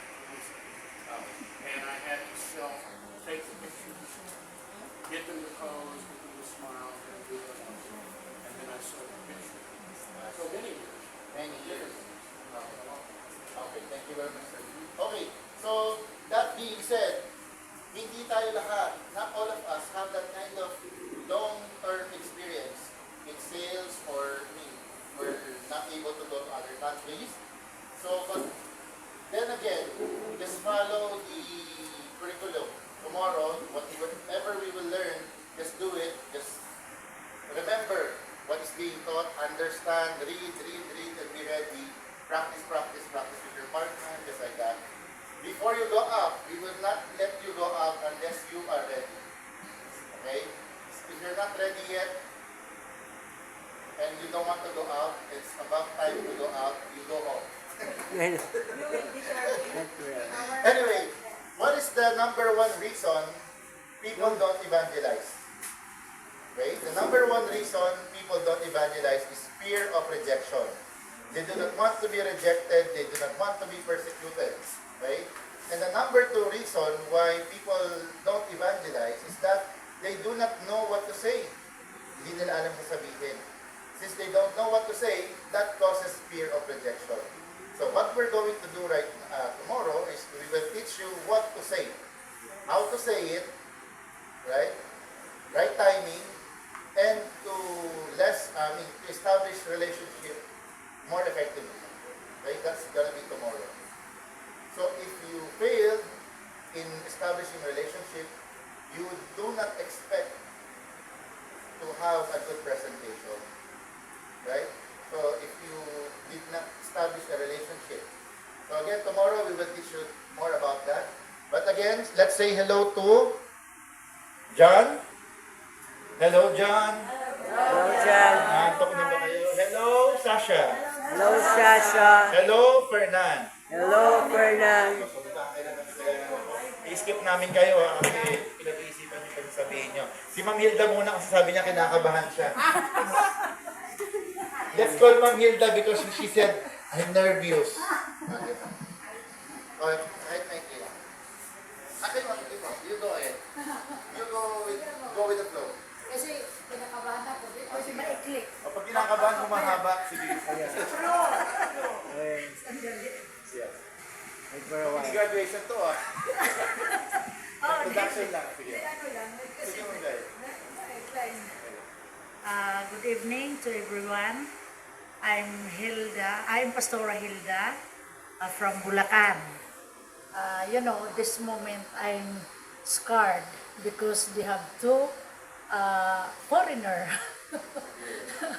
My English is scared or scarred? Scared. Sorry.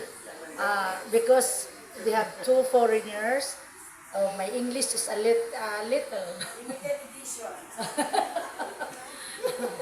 Ah, sandali, may kopya ako eh. Ayan, yan. May kodigo, may cheating. Kasi, wala tayong kopya eh.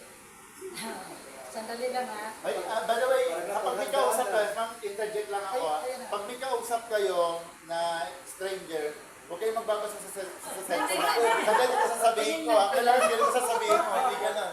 You cannot control that. Kahit ano na. I am a third time in the Dunamis, the monitoring of the new student. I'm voluntary, monitoring voluntary this Dunamis. I'm 15 years old pastor. I'm pastor. I'm She became pastor when she was 15 years old. Yeah, 15 years old. Because I'm 7 years old. I know the Jesus Christ in my life because my mother and father is Michael. Catholic. My mother is Hey, talagang ma'am, may question ako sa iyo. Can you speak their language, Bicolano? May ano ba yan? Ano bang salita yun? Mga taga-Camarines natin. sabi ko lang, di ako masyado, ha? Hindi. Ano kaya nyo sabihin? Ano na lang. Yung language nyo na lang, tapos itatranslate na lang natin sa Americans. Para kung saan ka komportable. Lagi kayo nahirapan niya. Kasi Bisaya ba? Di Tagalog na lang kayo makasabot man sila. Ayun, hindi na. Hindi maintindihan. Makaintindi man sila. Okay. Ganito na lang, mas sigurado kasi parang sa nervous ko, di nahirapan ako magsalita. Bata pa ako, 7 years old, kilala ko na si Jesus. After 7, 8, 19, 15 years old, I'm pastor. Until now, so na 57,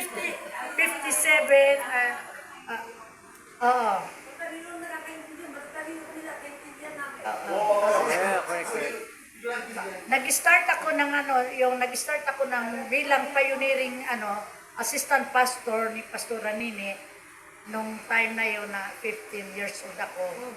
But until now, together with my family, we have served. I've served God, and then my family ay 5 daughters. So salamat sa Panginoon dahil sa totoo lang 2003 they have my cancer of the throat stage 4. Throat cancer. Throat cancer. Cancer of the throat, parang ganon.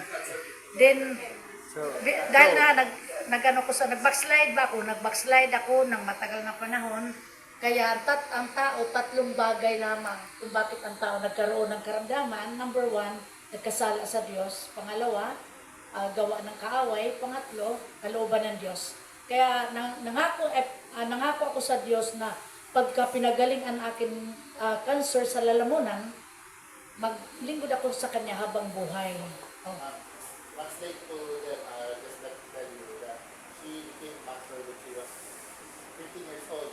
She knew the Lord when she was 7 years old, and then in the process, she had throat cancer, and then she promised to God if she got healed, she would serve the Lord. Then, pagkatapos ko pangako sa Panginoon, nung araw na yon, after 3 days, my cancer is totally healed. Until now, 22 years. 22 years na, hindi na talaga nagbalik. Kaya ako, tuloy-tuloy na mag-serve sa Panginoon dahil natakot ako, baka mamaya, babalik yun, mas matindi pa. Kaya, salamat sa Panginoon dahil, okay lang no? Kunti na. Continuous pa ng konti, no? Sige. Kaya, bakit ako nagkaroon ng cancer of the throat? Dahil siyempre bata pa ako nagpastora, pero nag-backslide ako ng how many years. Kumakanta ako sa video okay, 150 pesos ang maubos ko para kumanta lang sa video okay. Dahil maganda ang boses ko. Yes. Lagi ako nananalo sa pag-awit dati. Kung singing contest, nananalo ako. Nananalo ako, kaya nung time na yun na lumaki ang leg ko, wala nang boses. Kaya doon nagsimula talaga na sabi ko, ikakamatay ko na. Doon nagsimula, naalala ko ang Diyos. Ang sabi ko, may Diyos ako, bakit hindi ako lumapit sa Kanya? Kaya after 3 days talaga, totally. Ngayon, nagpakita sa akin yung malaking paru-paro. Yung malaking paru-paro. Na talagang akala ko, ay, excuse me,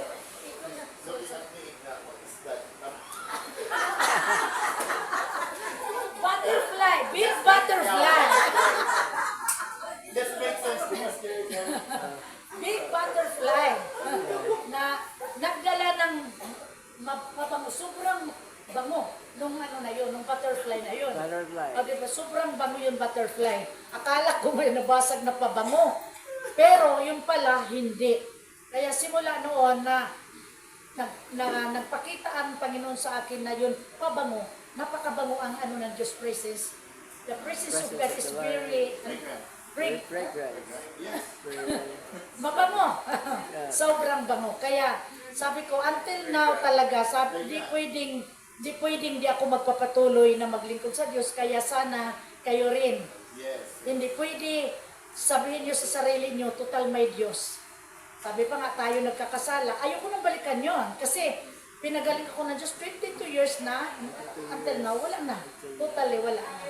Kaya, napakabuti ng Diyos sa buhay natin bilang tayo ay mga tinawag. Sabi pa nga, tinawag ako ng Diyos is not ordinary woman, but extraordinary. Because 15 years old, pastor na ako, nagagamit na ako sa Panginoon. Kaya, ilang taon na ako ngayon?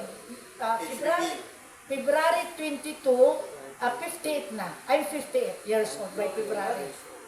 Kaya, hindi ako nagpahinga pag-serve sa Panginoon. Bakit? Ganito yun pagka tayo ay sumunod sa Diyos, habang kami dito ngayon, sabi ko, 4 na araw wala ako hanap buhay. Di ba? Wala akong tindang puto because my business is puto.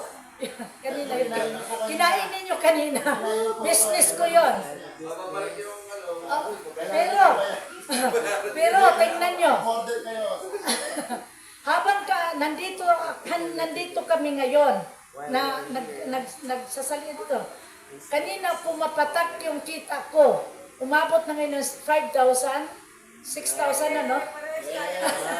Kaya masarap mag-serve sa Panginoon. Kasi habang nandito ako, ang kita ay tuloy-tuloy. Kaya mas malaki ang ibinigay sa akin ng Diyos na kita. Sa 4 na araw kasi, sabi ko may mawala sa akin 4,000. Pero one day pa lang 5,000.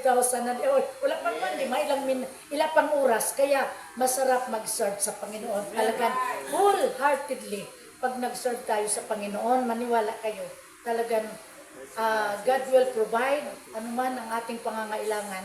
Kaya huwag tayo magsawa sa paglilingkod sa Panginoon at sumunod tayo ng tama sa Kanya. Praise God. Thank you very much. Pastora Hilda is a graduate of Dunamis about 2 months ago. March 4 to 7, right? Team Brilliance. And she was the top notcher of the batch. That means she got the most number of souls won, the most number of presentations. I saw her. She was approaching almost everyone. Anywhere. I mean, wala siyang pinipili. She doesn't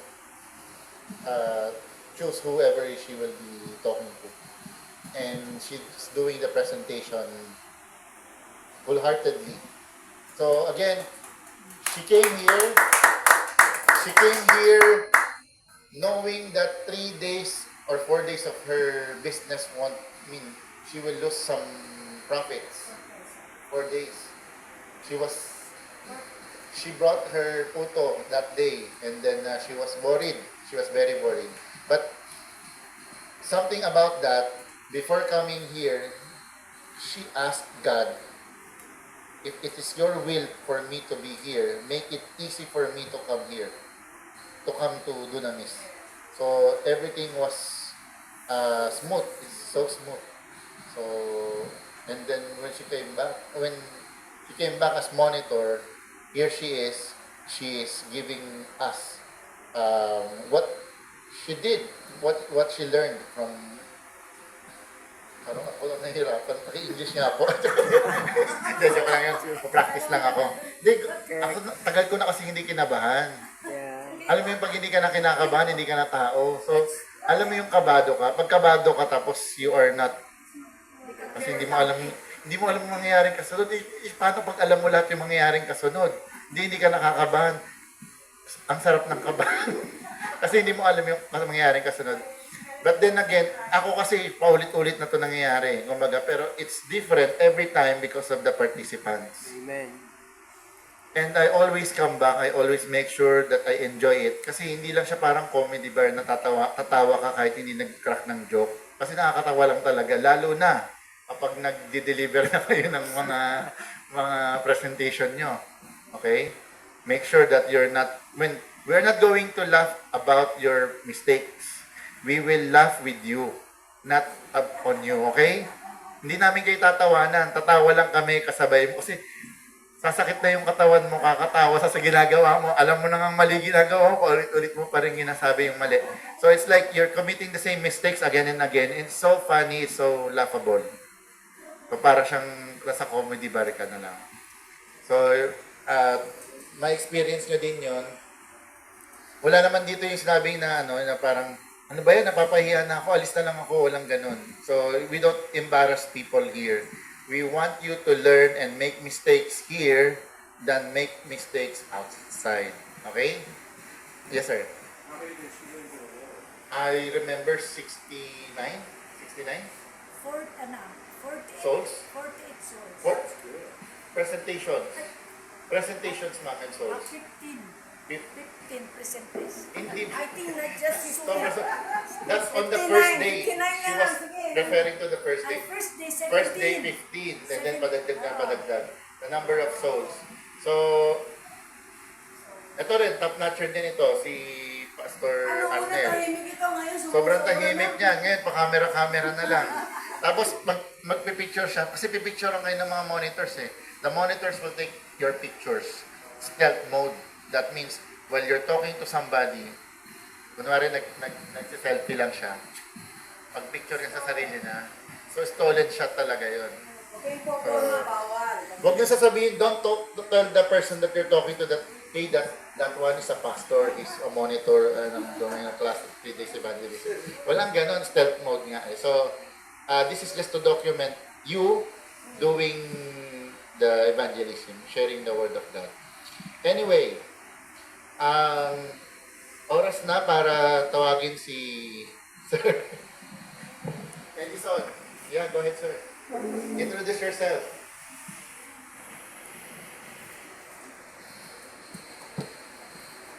Hi, I'm Mark Edison Armesa, and I'm 22 years old, and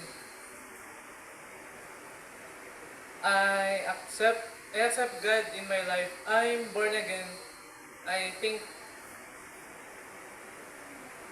almost a year, but I was baptized last month. This last month. Yes. Ayaw niya speak. Ilan? More. I just think we are just your brothers and sister. We are talking. Alam mo, Yung iba kasi nagsasabi, alam nyo, matagal na ako sa Pilipinas. Kayo, bago lang, kaya dapat kayo araw ang gagawin. Huwag nyo na kami, nahihirapan na kami. Ganon. Hindi, sure, do you want to be a pastor someday? At the age of 23, are you pondering or thinking about doing that in the next year? Yes, come on, good. Yes! Yes, O, sige, yes. upo na ko. Aray. Sige, go ahead. Tagalog na lang. Tagalog lang, sige. Ayan, translate. English na namin, Mogs. Ayan, translate. ano po, dati po, ano po, Before I was, since I was grade 3, I'm serving at Catholic Church. I'm altar server. So, Kristan. yes. So, over time, 4 years po ata. 4 years po. Yes. At ayun po, akala ko po tama po yung, pero po, nag-thank you din po ako kasi dun po nagsimula yung faith ko kay Lord. That's where I start. At ayun po, tumagal po siya ng ilang taon. At For a year, ayun po, may nakilala po akong babae. I knew girl, a woman. Christian po siya, born again Christian. He's a born again preacher. Para sa akin po, For siya po yung nag-build ng bridge from me to God. So, the bridge. over time, nalaman ko po yung tama, Over time, we knew the truth yung tama po, about kay God. about the Lord. And ayun po, nandito po ako ngayon. Now I'm here. Ayusin pa ba natin yan? Hindi na, maganda, baka malaman. Anyway, he became born again when I was at a Christian or altar server in the Catholic Church for 4 years. And then he met somebody, a lady, a girl, introduced to her. I mean, he made him born again. Anyway, he's here, so that's someone else. And you also met somebody. So can we call Noraline Lito? The wife. The wife. Good evening, everyone. I'm Noraline Taiko Letel. Actually, I am Visaya. I grew up in Dumaguete, Negros Oriental. I am Catholic also. Before, I had just been born again last year, in the month of March. I'm going in a born again church in GIL, invited by my son. But before, when I get, bago ako naging born again, it's a long story, sad story also. I have an ex-partner, the father of my children before, that has been cheated on me, hit me, makes me die by and by. And then I get paralyzed. But before that, before it happened, I always go in church every Sunday, bring my children, pray that he will be changed, but it's not. And then I said, oh God, why it happened to me? Why did you left me? Are you really real? And then when it comes, it become worse. When I question him, it become worse. So, yeah, I've been depressed, stressed, and anxiety comes on me until I get paralyzed. And then when I get paralyzed, my ex-partner finally left me together with his woman and saying to me, oh, we live together because anyway you will going to die soon. And so, oh really? I said, oh really? Then I said, oh really? I will die with leaving my children without a family, without a father who will going to take care of them. So I said, oh, why would I have a God. I have God. I know you God is real. So I said, I raised my hands and said, God, make me strong. I know you're real. Make me strong. Not for myself only, but for my children. And so, I cannot move this one. I even cannot eat food. I just drink soup, rice soup like that, yung pinong lugaw pa. Because I cannot eat, I cannot swallow. I even cannot move this one. So, and then it's been a week. I just hear. Year way back 2021, it's a pandemic. It's COVID, right? Nobody wants to go in hospital or else we're going to say you have COVID. So, I never go to check up, no doctor, no medicine. Just a prayer. So, that's the way. But that time I did not become born again so fast. I meet him online. He's a pastor because I said, God, I talked to God again. God, if don't want a man anymore. If you will going to give me a man, give me a man that will going to give me back to you. So, God answers me. He give me an associate pastor. So, God is good, right? That's really God is good. So, I still did not go in church because I don't know which family I go. I'm still finding a real family. And then one day, my son has a friend because I always tell to my son, if you want a friend, choose a friend that are serving to God. So that's what my son did also. My son's friend serving to God. His friend invite him, and my son invites me. And so I go in church. I go in church. That's the time I become born again. And then, but not before that. We are also my husband also. Even I'm not going in church, I'm always watching him live. He is teaching in church also. He's teaching Bible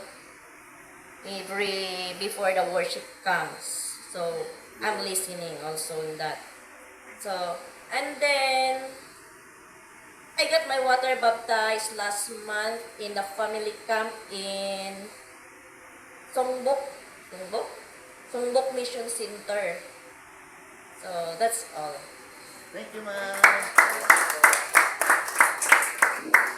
So, what did you notice about the story? The story is very genuine, very true. You are the expert of your own story, right? So that's your own story. So you cannot. That's why when she delivers her story, she shares her story very confidently. No mistakes for her. No mistakes. Because that's what her story is like. Okay. So what can we learn from her story, right? Confidence. The way she speaks to everyone, she's addressing everyone. You want you to know, I'm not ashamed of what happened to me because of God did something to bring me back to the ministry. So I know they will be doing a great ministry together, right? Did you just met last year, right? 3 years ago. Well, personally, we just met Last year. But we've been talking online, like she said. For 3 years. She listens to me. Right. Teach and preach on Yes. phone. You know, when the man submits to God, the wife submits to the man. So it's a good family. So if that is not the way, then pray for the right person. I'm not talking to myself. I'm talking to everyone. Anyway, you, sir, Ivan pala. Go ahead. So, yeah.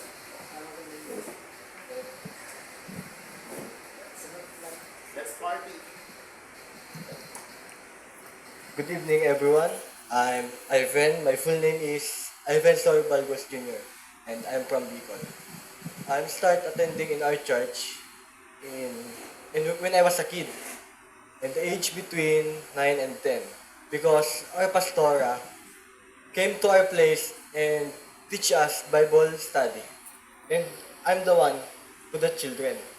And time after time, when I was 11 years old, I undergo EGR, which means Encounter God Retreat.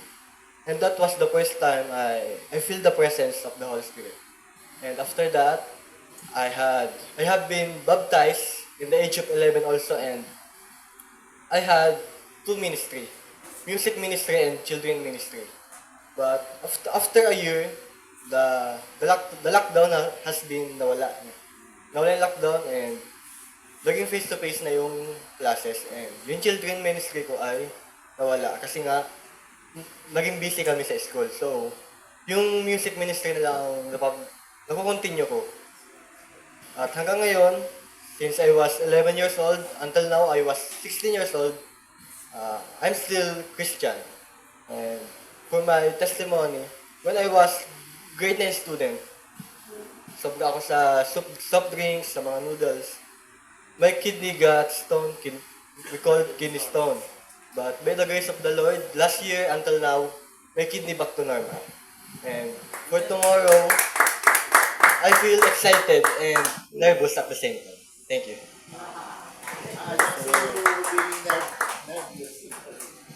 I don't see the nervousness from his countenance.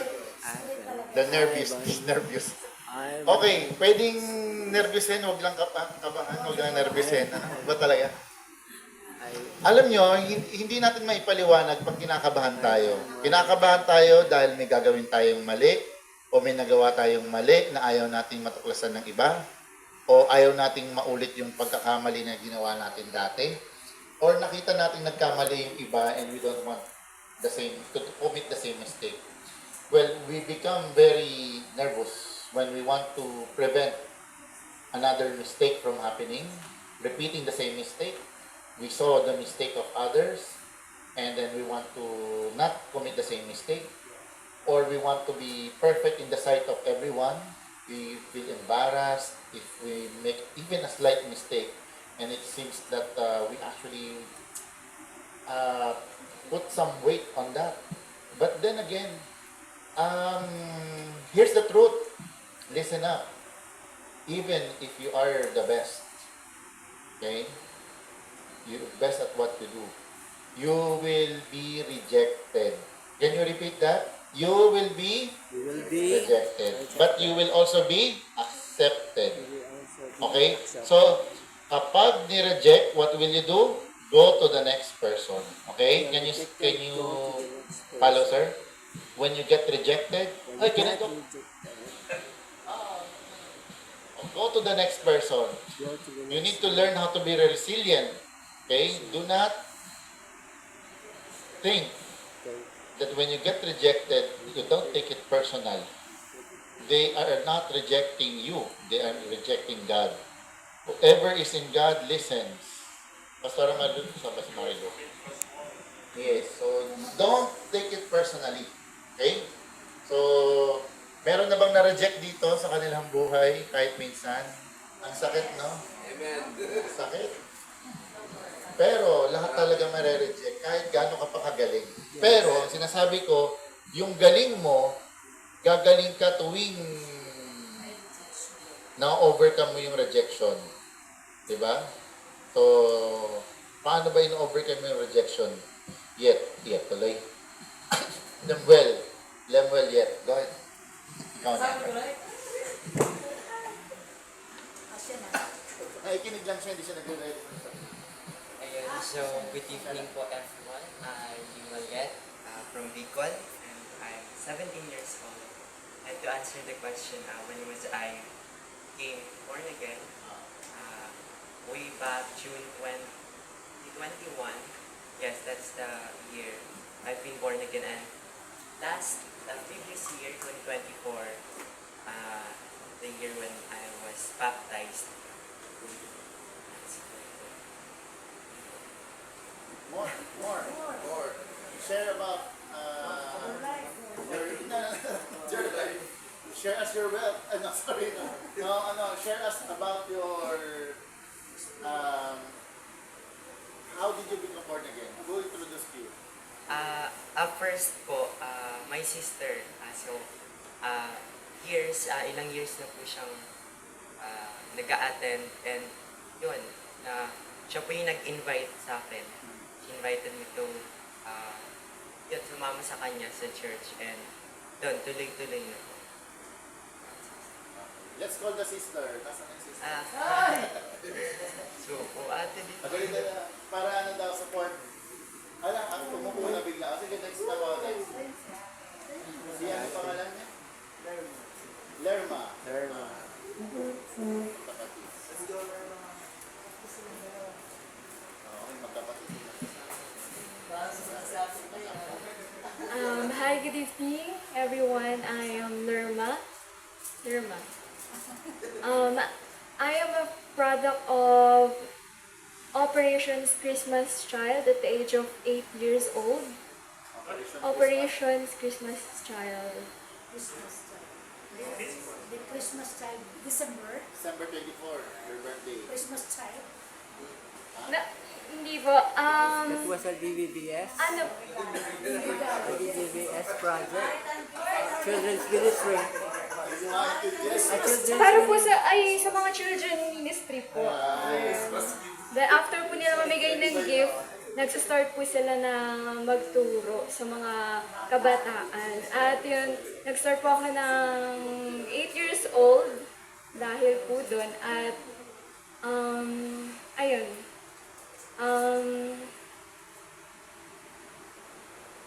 I became born again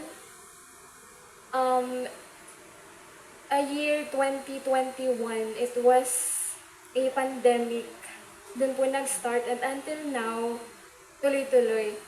And I was baptized last year lang. Ayun lang. Thank you. Thank you. Okay, kakitawag yung katabi yun na ang si Ma'am Eliza.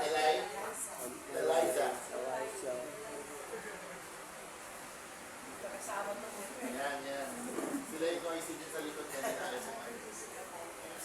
A blessed evening, everyone. My name is Maria Eliza Jane.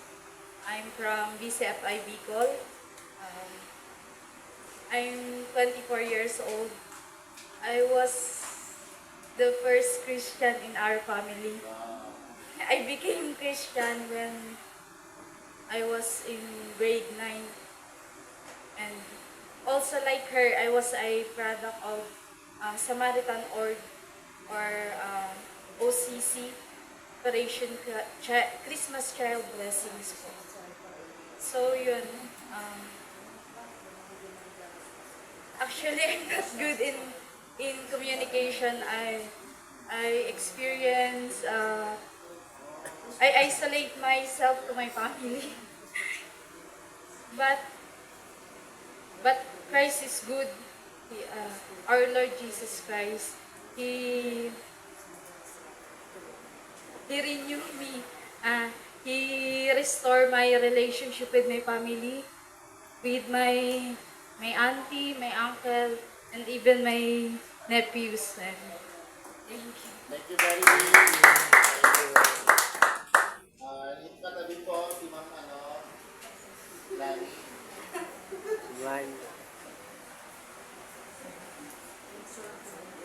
Lailani. Hello po, I'm Loretta Opamil, and my nickname is Naning. Naning po. And I'm 56 years old with 5 siblings. And then po, I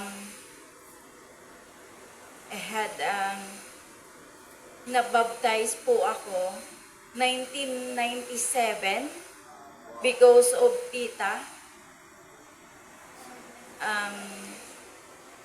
Na-sharean po ako about Jesus, and then also she teach me what is baptism. So nagpabaptize po ako noong time na yon. But sad to say po na backslide po ako 9 years. Yun po yung pinaka-sad moment po na backslide ako. And then po,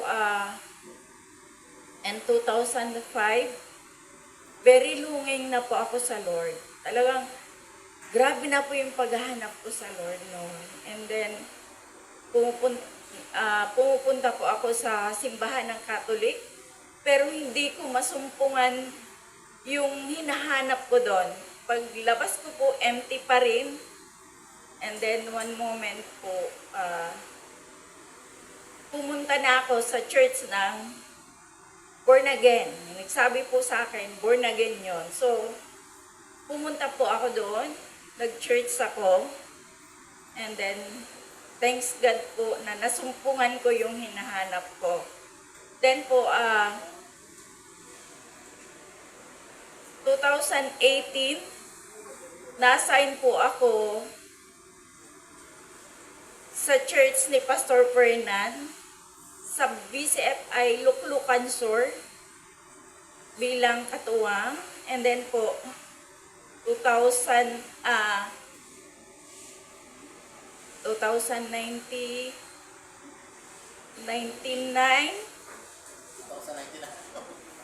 paano ba? 2019. Sorry po. 2019, kinakabahan. Na-assign po siya as overseer. So, ako yung pumalit sa kanya as pastor. Yan. Thanks God po at until now po. Until now. Nasa ano pa rin, pagsisilbi sa Panginoon. Senyora Pastora. Thank you. Thank you sa God po. Thank you very much po. Wala ba kayo napansin? Lahat sila kinakabahan. Sinimulan mo kasi. Lahat kinakabahan, kaya pinabilis ko lang para umandar lang ng ganon. Di ba, masaya kasi tapos na. Di ba? Pero kung babalik kayo uli dito at magsasalita kayo, hindi na kayo kinakabahan sa tingin mo, sir. Ha? Yung hindi naman kinakabahan, try natin. De, pero napansin nyo kinakabahan kayo, pero nakapagsalita pa din kayo, di ba? So try natin yung hindi naman kinakabahan, Pastor Ma'am Janet. Can we try? Yung hindi kinakabahan mo, na version. Kinabahan nga yung luma. How much for yung bago? Kami nga natin. Thank you, Sir Mark. Good evening, everyone. My name is Janet. Actually, I am confident to be called Sister Janet. Pero since you're calling me Pastora, I appreciate naman. I am with my co-teachers, actually public school teachers kami. And we are also involved sa COMELEC. But because our pastor told us to go here, hindi kami, obedient talaga kami sa aming pastor. I told my husband, while calling Sir Mark, I told my husband, why should I go there? Bakit mo ba ako sinisend doon? Because I met my husband also Mamalu, sa Bible school. I went to Bible school when I was 17 years old, kasi pastora ang mami ko.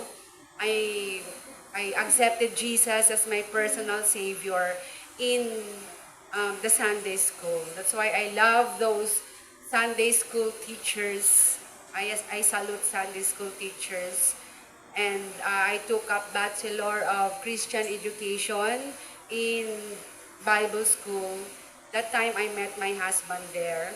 And we were, while listening sa testimonies ng everyone, kasi my first job as, when I graduated in Bible school, my first job was a missionary.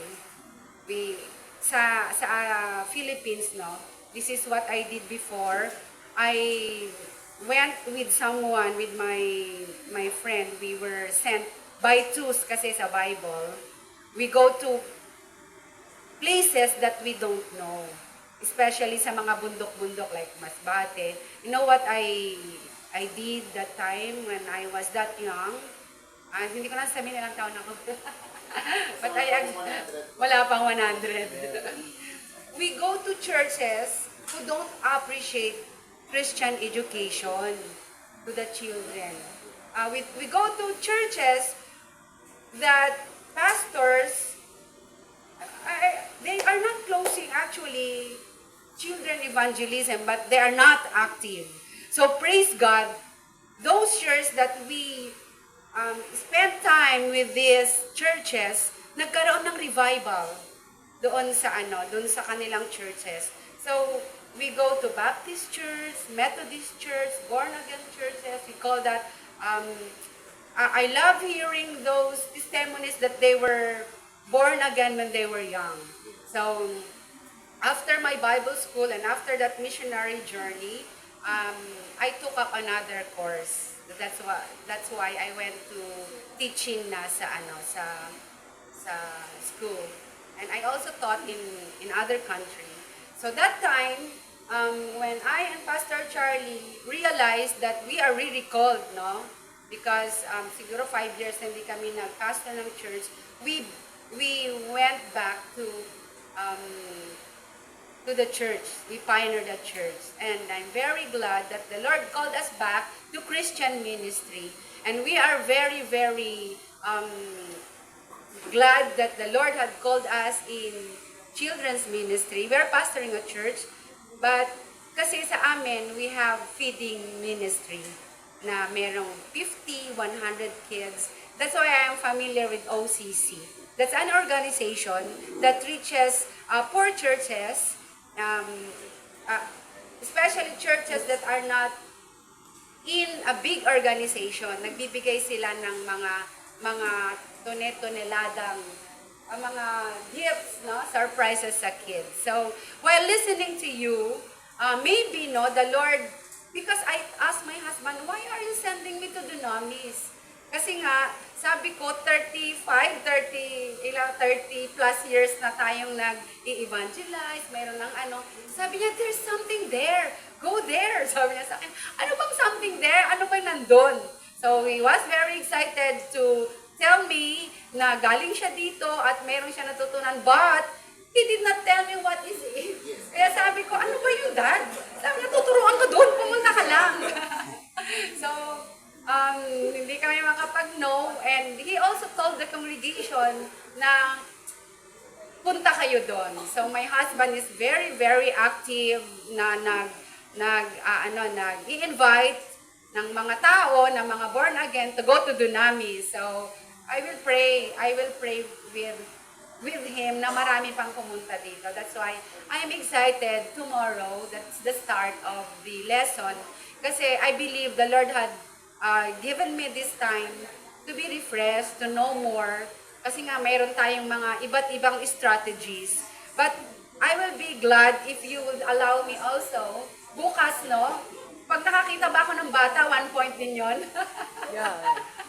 Because kasi kami, ilang years na kami nag-teach to the leaders of the church, even pastors, we have seminars on how to lead children to the Lord.